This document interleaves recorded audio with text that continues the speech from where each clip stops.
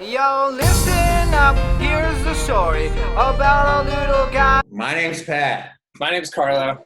This is a history book. and we're two bros in a history book. All right. So we're going to get into the premise of the show. Welcome to all the first-time viewers. My name's Carlo. And we are going to be talking about some cool people throughout history. Some people still living, some people not still living. Shooting the shit about their lives, how awesome they are, the inspiration we get from them. And then we're going to create a workout that is loosely based Yeah. on their life and what we kind of feel like would be fun to do. Yeah, that's at the end of the show where we decide to sweat one out for the homies. Exactly. All right. So the first dude today, starting it off, the number one, coming off the leadoff hitter, is Leland Melvin. Yeah, he's a real cool dude. Carlo found this one. I read briefly in his story, and I'm like, wow, this guy is cool. This guy's really cool. And I just went into a YouTube hole all about him. So he is best known for, which I think is funny, if you look him up on Google, he's best known for being the first NFL player or the only NFL player to ever go into space as an astronaut.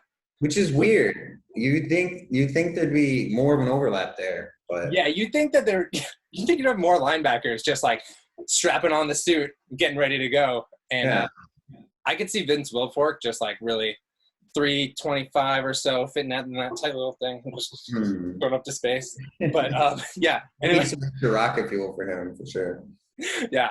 So Leland Melvin, first dude who ever did it. I did think that it was interesting is that like he's accomplished so much different stuff throughout his life, and that his like claim to fame is like being the first NFL player to go in, which definitely is a claim to fame, but his whole life has been super impressive, and that's why we thought he would be the perfect person to start today.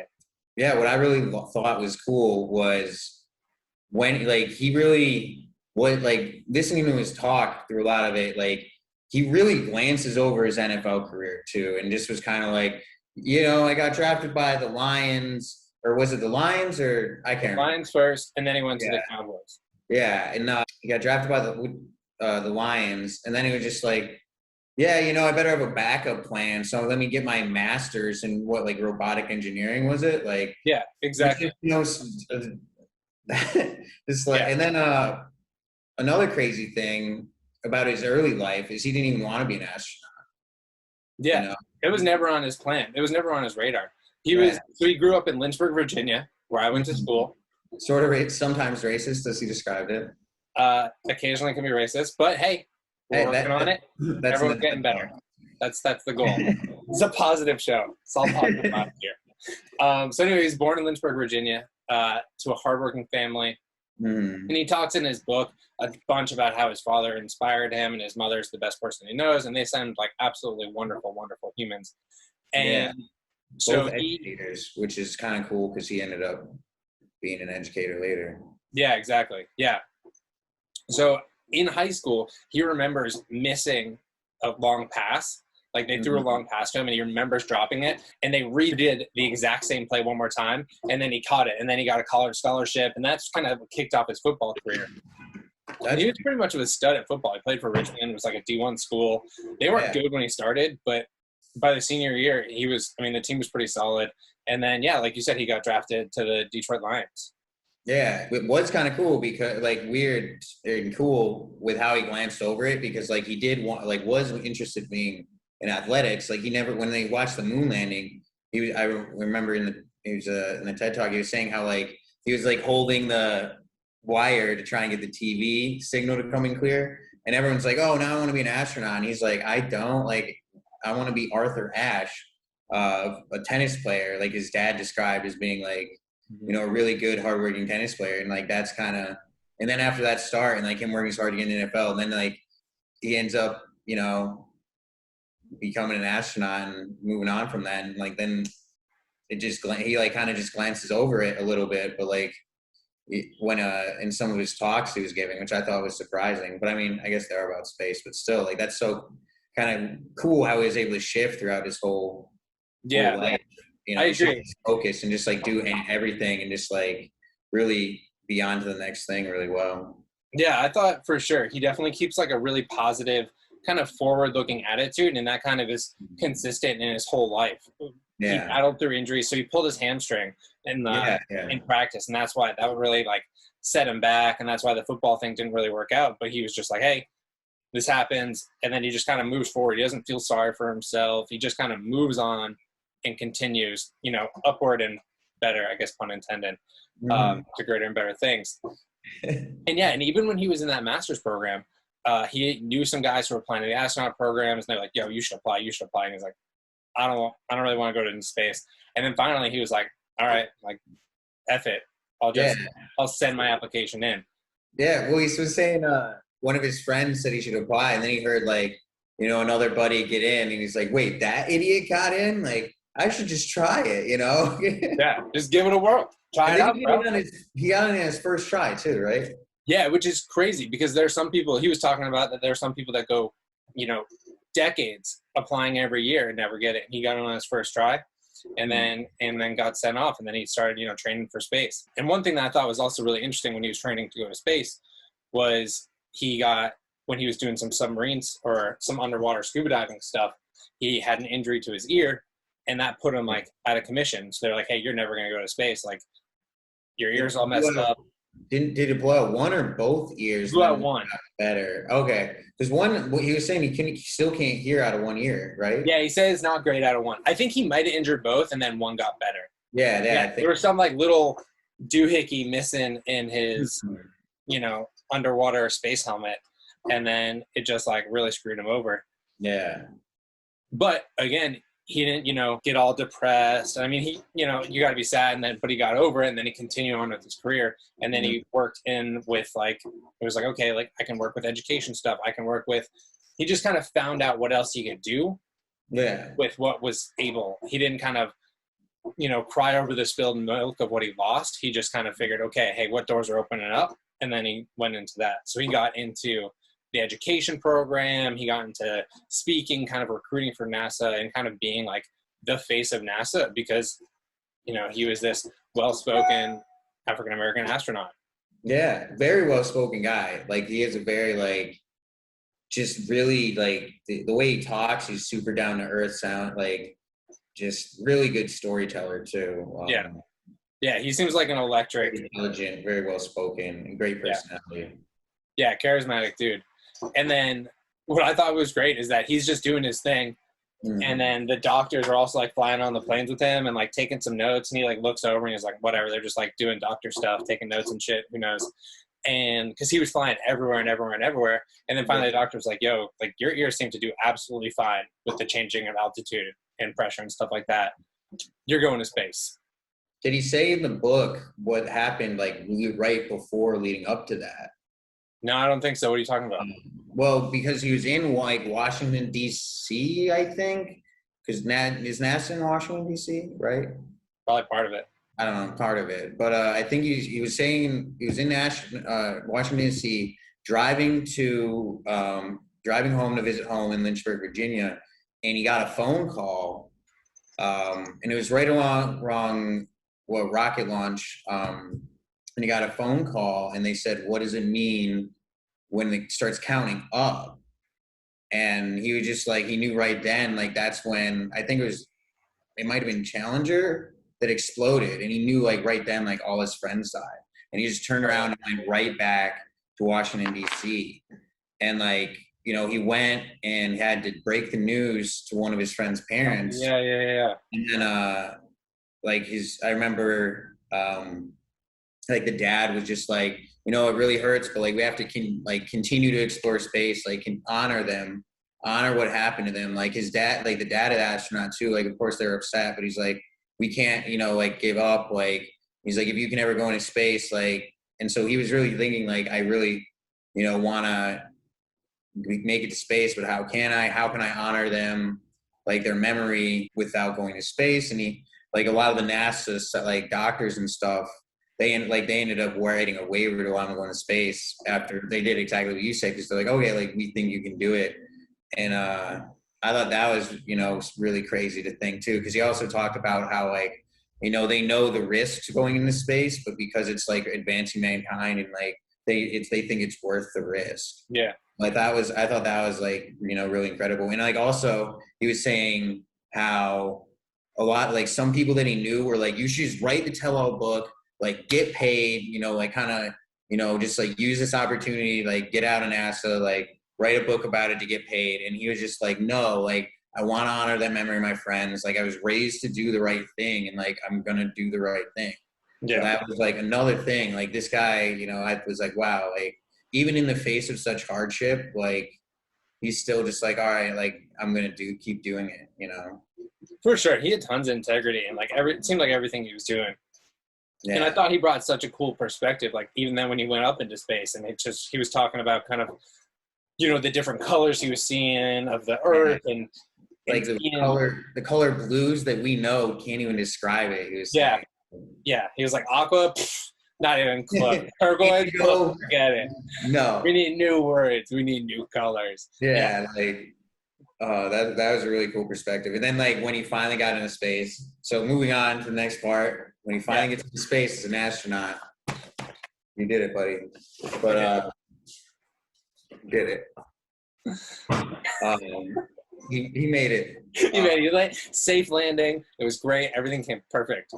Yeah. And like even then, when he made it up, like he was saying how like he, was the robotic engineer and like maneuvered the arm and like fixed the thing. He's like, I did it. And then they're like, yo, let's go have a potluck dinner at the other side of the International Space Station with all the different crew members from all over. And he's just like, this is crazy. Like I'm transported back to my mother's kitchen. Like everyone's sharing food. Like they're floating food across to each other and like looking down at the Earth. And it's like, oh, like there's my parent, like passing over my family, looking down at Virginia. The next we're looking at Russia and, like probably his buddy's family and, France, like his buddy's family's like eating cheese and wine. They're eating borscht. Like, and it just like, a whole new perspective about like the human race is just one race really. Like they're all the same.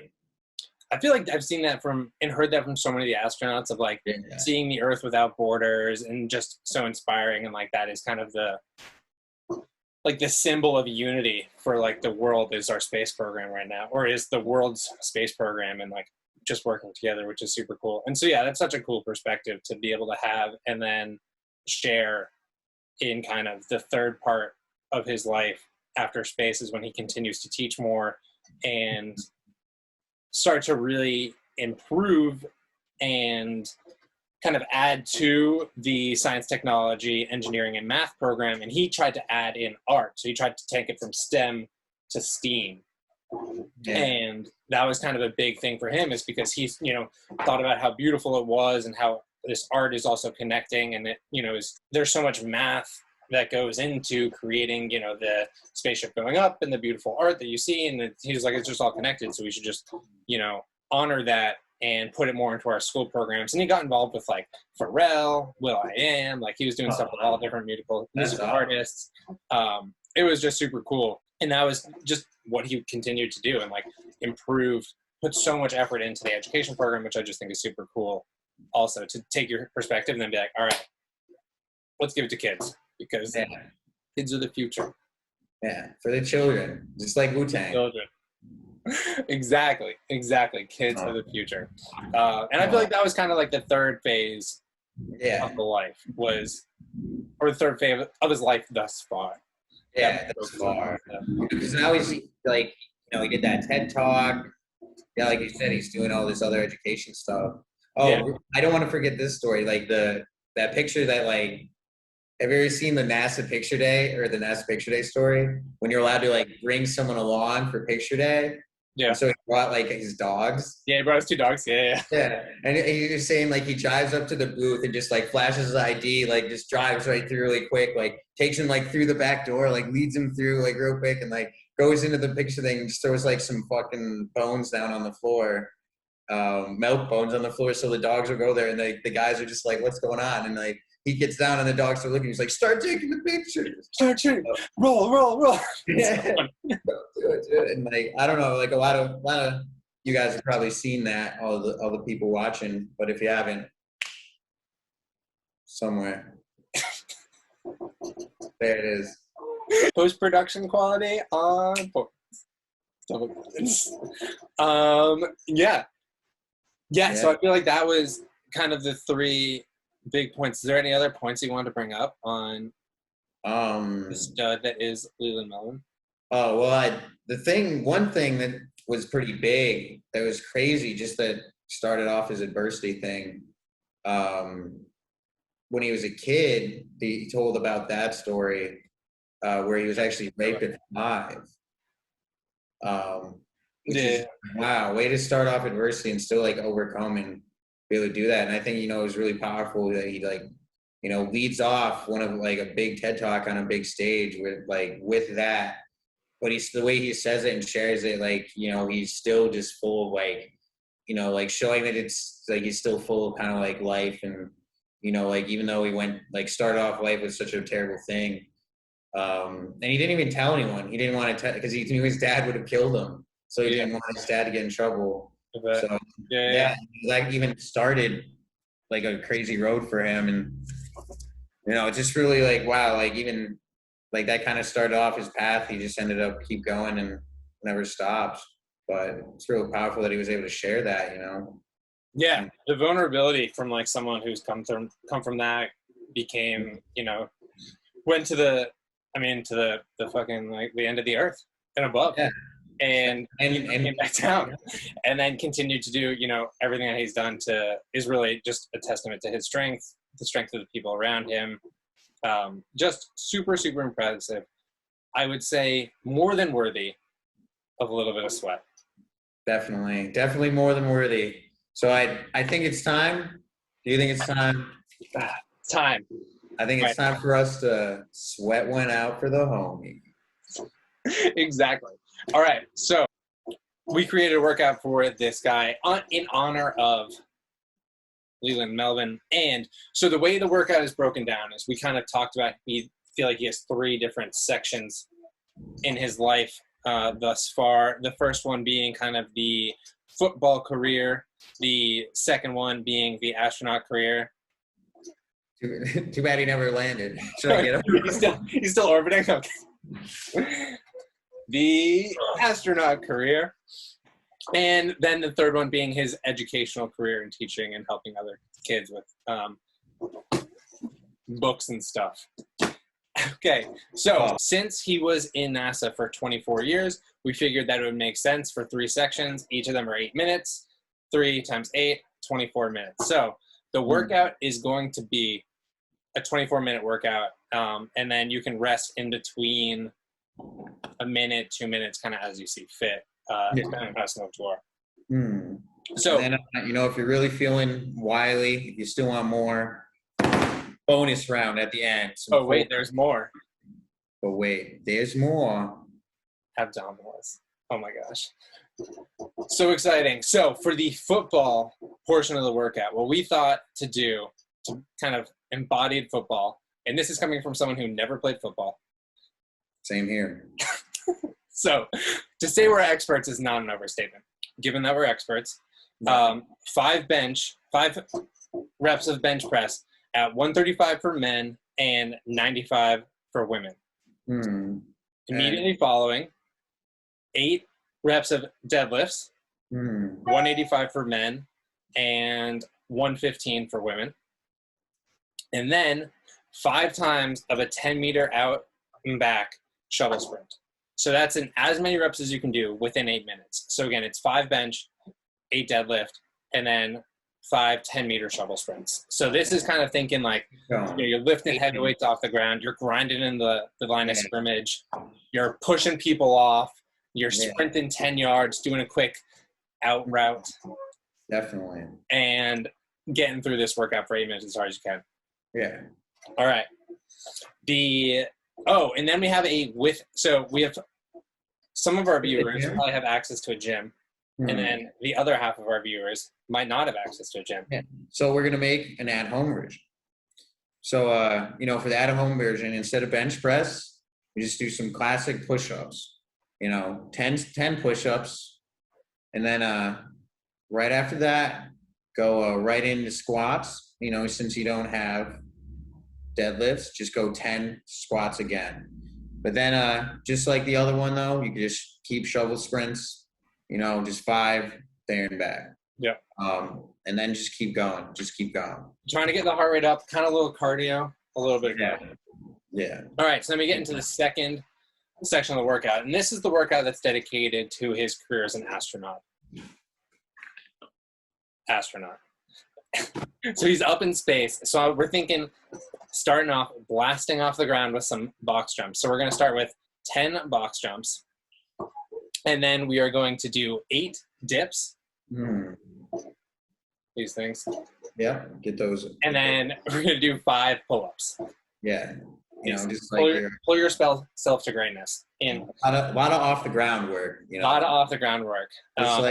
Just like space. And we really wanted you guys to feel gravity, because in space there is no gravity. Yeah. So we really want you to get in with the gravity while it's good here on Earth. So that is it. 10 box jumps, 5 dips, 8 dips, 5 pull-ups. Yeah. All right.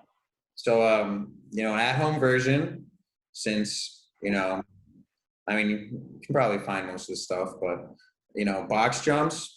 Or if you can't find a good place to box jump, just do like classic, just like jumps up, tuck those knees, jump really high, like just explosive jumps, and focus on the landing. You don't want to land too, because the landing also works your legs too. Having a soft landing, you can get a little bit double going up and down. Eccentric contraction on the way down. Yeah. So that's just do 10 of those, really, really get off the ground, really feel gravity coming down. Just like an astronaut coming back down from space.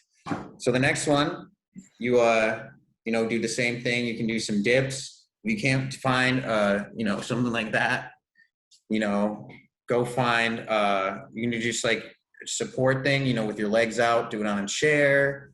You can find a spot like that. You can do 8 dips, just like the other one.